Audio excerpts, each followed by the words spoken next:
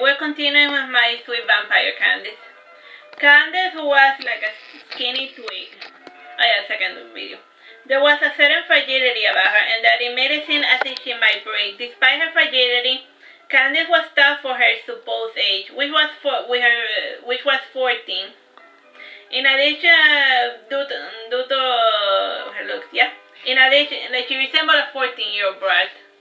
In addition to having a slow aging process, living vampires only age when awake. At her tender age of 14 or 76, depending on how you want to count, she was 5 feet 6 inches. She had never had a need for a bra, but at least she was not flat-chested. There was a hint of something. Due to her night roaming, she had well-toned legs without a hint of fat. Her face was round and childish. She had elegant small nose and a small forehead. As with most vampires, the entire charm was in her eyes and the reddish mouth. None of those key traits were captured in the passport photo. Due to the flash, it robbed Candice of most of her natural coloring. Her eyes acquired an unnatural red glow, and her mouth seemed almost bluish. Frowning, Candice said, "If there was ever a photo that captured my vampireness, it has to be this one." Maruru looked at the photo and she laughed, and then she said, it's fine. Nobody ever looks at it. It looks good in a passport photo." "If you say so, mother," said Candice, sighing. The day finally came, and Maruru took her only daughter to the airport. They first took a train for 2 hours, and then from there they took a taxi, till they reached their final destination. When she arrived, she saw some of her childhood friends waiting for her to say goodbye. There was Rupert. He was a human, some 63 years of age. Holly and her daughter, whom Candice had babysat for a few spare coins.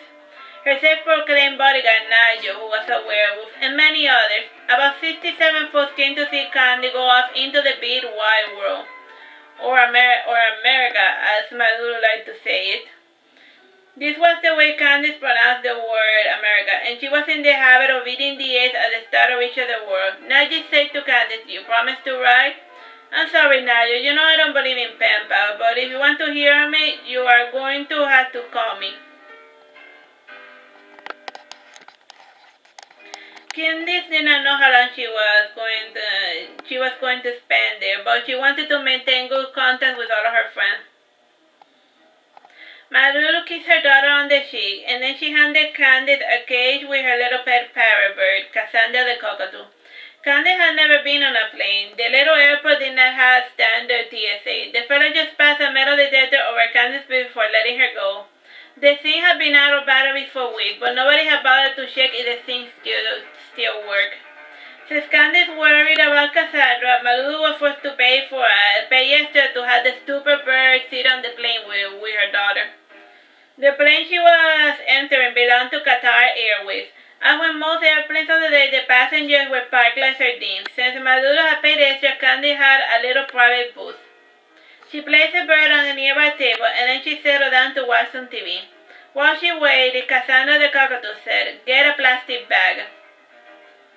Candice thought it odd. Her cockatoo tended to say the oddest things from time to time. Before she could fully comprehend what her pet was trying to say, the stewardess started her announcement. The language she spoke was one that Candice did not understand. The lady repeated the message in other languages. Eventually, she said it in Spanish. Candice understood Spanish just fine. Her father only spoke Spanish and English. While her mother was rooted to the ground, Candice's father liked to roam. He made sporadic appearances throughout the year, except during her birthday month that fell on December. He always made it a point to spend all of December with his family. During Christmas and on her birthday, her father had the bad habit of overcompensating with stuff. Candice was thinking of her father as the plane slowly started to move. She pondered on whether he would make an appearance this December in the States. Candice reached into her luggage and she brought out a photo of her old man. Her father normally hated getting his photo taken. He was self-conscious about his looks, with his lackluster nose, his strange silvery black skin, the sunken cheekbones, and the lack of lips and the very thin lips and his balding head. The eyes were golden, and the white of the eyes was pitch black, with the pupils being greenish. Every time a fellow asked him about his look, Candice's father gave a different answer. Sometimes he claimed to be a dead vampire. Other times he said that his father was a zombie to explain his corpse-like looks. If he was even feeling particularly candy, he claimed that his father was Eric. He had recently stopped saying that his father was Eric since folks stopped getting the reference. Eric was the name of the Phantom of the Opera. Unlike Eric, Candice's father Marlo got the girl. Whenever he spoke truthfully about his past, it related only to his relationship with Maruru and Candice. The plane shook a bit as it was taking off. It made Candice drop the picture frame with her father's face on it. As she reached down to grab it, the motion combined with the movement of the plane gave her nausea. This naturally caused her to empty her stomach contents. Since she had taken her bloody candy, her stomach contents looked gruesome indeed. It made the stewardess scream and make a big fuss. A different nearby passenger also threw up as a result, and there was an old hag who fainted a bit. With all the fuss, the pilot wanted to duck and call a doctor. It took much convincing of Candice back to get them to continue the flight as planned. Thankfully, vampires on empty stomach tend to be pretty persuasive. How much time we have on the clock? 8 minutes. Oh, wow. Let's drink a little bit of water. Or blood. Blood water. Chapter 2. A vampire in the sunshine sea. After throwing up, Candice continued with her terrible flight. Since she wanted to get to the States quickly, she had insisted on a direct flight. Unfortunately for her, such a flight was going to take 9 hours. To add to her misfortune, the storm followed her on the plane as well. She had seen such an effect many times as a child when she would travel with her father by train or by car. Her mother would only roam far from the village when Marlo was around to drive. Maruru hated driving, and she would run on her errands on foot regardless of how long the street would take. It was a good thing she was fleet of foot. Since Candice was on a plane, however, the stalker's storm translated into turbulence. When she looked out the window, she saw lightning passing near the wing. It was at the moment when she thought of her maker. She looked through her sins and she found her little rosary. Her father had gifted it to her, and she would place it near the edge of her coffin in order to ward away nightmares.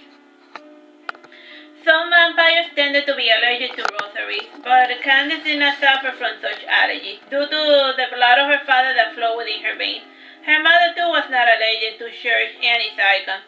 Candice closed the window and she went to focus on the current in-flight movie. The current movie scene featured a person in a tuxedo torturing a car while the song Stuck in the Middle with You played in the background.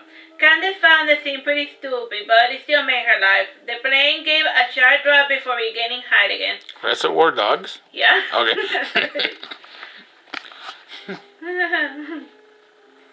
Yeah, she was watching the thing. You got the reference. The plane gave a sharp drop before regaining height again. So Candice returned to her current situation. The plane continued to be a hill even after it arrived to Florida. The pilot was forced to circle around Miami for hours till he got the go-ahead to land. Due to the storm and the fact that the plane arrived at midnight, Candice was not able to see much of anything. There was a darkness before and behind the plane and to either side. And it was even darker still when it felt like landing. The plane's landing seemed more like a drop than anything else. As it touched down, the wheels skittered over the wet pavement, and it was the final sudden drop that further caused Candice to reach for the paper bag. Despite having an empty stomach, she managed to summon more matter to spill down. While the plane lazily made its way across the runway, Candice indeed had the look of a corpse. She looked at Cassandra, her pet. The cage was sideways, and her meal was spilled all over the table. Candice composed the cage, and she placed the bird seeds back in place. Cassandra sighed and she said, "What a horrible night to sleep outdoors." "Who said anything about sleeping?" said Candice, straightening herself up a bit. She stretched her limbs, and then she slumbered back down into her seat. Candice sighed and said, "What a bother." She nestled on her seat, waiting and waiting. The plane had stopped away from the docking station. Candice asked one of the nearby passengers, "Can we get off now?" "Nope, apparently we were still waiting," said the fellow near her. We're still waiting for a spot. A spot. It is like, what time is it here? Asked Candice. The fellow in the business looked at her watch and he said, now it is 1:20 a.m. I would figure that nobody will be arriving this late and will be traveling so late at night, said Candice. You would figure indeed, but around this time the northerners start migrating south to avoid the frozen winter. Sighing, he added, I suppose it is a little early for that sort of nonsense. The runway does look pretty empty. It seems like an arbitrary delay at best. After a half an hour that felt like an eternity to Candice, the plane finally docked, and she was able to lumber out of the plane while carrying her pet cage in one hand and her hand luggage in another. Candice read the signs, and then she did as other passengers did. When the fellow asked her reason for traveling, Candice said, I was born here, so I want to see what the place looks like. All right, then, everything seems to be in order, said the lady before giving Candice her passport back. Candice was so nervous that she forgot her pet. Cassandra, Jenny said, aren't you forgetting something? Candice, feeling sheepish, returned to pick up her pet. She roamed the Miami International Airport for a bit. Part of her delay was due to her fear of the moving staircases. She had never stepped on one of such platforms. She half worried that it would suck up her tennis shoes. Eventually, she found exit D27. It took her a while to get there. The plane had landed near the exit J1. Had landed in the exit J1. When she got nearer, she looked around a bit. She found her grandmother, Anya, sitting on the floor watching a movie on a laptop with a fellow. The fellow sitting beside her was a gentleman wearing a black kimono with sandals and socks. Beneath his kimono, he had short shorts. The movie they were watching was his personal favorite, The Last Dragon. Candice leaned over to see the movie over the top. She sat down beside her grandmother, who was resting the computer on her lap. They were at the climatic final scene when Leroy gets the glow and he defeats his opponent with martial arts. When the movie concluded, Anya closed her laptop and she said to her weird companion, well, that was certainly interesting. I think my life is now more enriched now that I have become aware of the existence of this movie. The fellow in the kimono laughed and said, come now, you love it. No need to be ashamed. The kimono weirdo got off the floor and then he helped Anya stand up. Candice got up on her own before scratching her caboose. She straightened her underwear and then she smelled her hand before frowning. Anya opened her bag and she poured a bit of alcohol on Candice's hand so that she would sanitize herself. Oh yeah, at what time? 2 minutes. When she saw that Candice was clean, she deemed her worthy enough to give her salutation. Candice had not seen Anya for quite a long time. The last time she had seen her, Candice used to call Anya Nana. Anya had grown distant from her family as soon as Candice had grown to the age of a 10-year-old girl. The main point of bifurcation seemed to stem from the fact that Anya wanted to move, but Maruru had set roots in Martisor. Candice remembered her Nana being a lovely lady, just like her mother. The creature standing before her was an old crone. She had a bent back with a face and skin like melted candle. Her ashen hair was short and unkempt. She had the shriveled frame of someone who had starved to death. Beyond the folds of the skins of her face, two piercing cold black eyes reflected back Candice's youthful splendor. She was sporting a simple denim dress with white stars and a black jacket with flat-heeled shoes. Candice shocked asked, what happened to you? Life happened to me, Candice, and it will happen to you as well if you negate your beauty, sleep grown Anya. Alright, so I guess we'll continue from here a little later.